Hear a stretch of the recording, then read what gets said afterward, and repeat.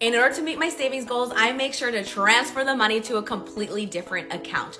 Thank you so much for this comment. My name is Gaby Rincon. I'm a money coach and financial strategist. I specialize in working with the first-gen BIPOC community and empower them to live money stress-free. I love this idea because this exemplifies the power in using banking and your systems to your benefit, not to your detriment. I can't tell you how often I work with people and they'll be like, I just can't seem to save. And then we go through okay, well, where are we trying to save?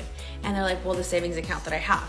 Okay, is it the one that you have when you log into your checking account, you're gonna take out money, you're gonna check on your balance, it's right there on the bottom? And they're like, yeah. It's okay, the one that it's really, really easy to just hit transfer back and forth from, immediately? Yeah. And the thing is, obviously we want to have a little bit in savings in terms of your checking account, a buffer. That's not what I'm talking about. I'm talking about big capital savings, your emergency fund, for example, or I don't know if you have a goal of a down payment on a home or something like that. That kind of savings should not be so accessible. And we don't want it to be accessible because then it's way too easy to just hit transfer. So no wonder our balance can't go up and stay up.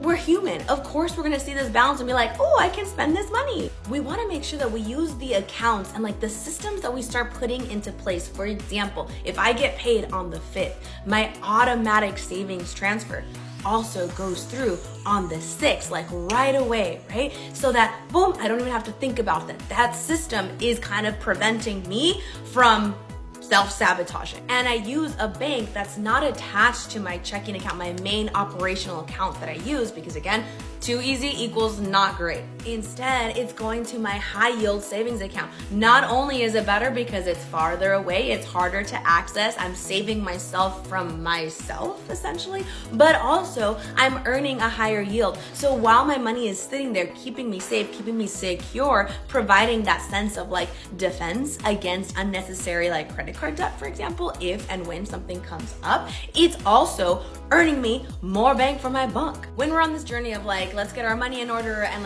kind of going after financial stability and security, we have to look at the systems that we've had in place that have not worked.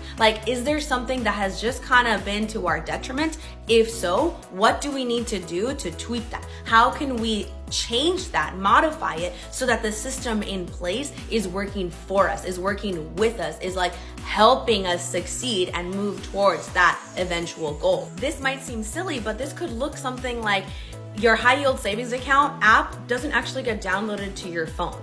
And you don't enable Face ID for some of your accounts because we want to add that just one layer of step. You have to really want to log into your account in order to take your laptop out and do those things, right? If it's too easy, it might be too easy to transfer it back. Remember to set up systems, strategies, accounts that are going to work with you, not against you. And as always, for an in-depth look at your financial management and finding some strategies that'll work for you, please book a consultation. I'd love to work with you.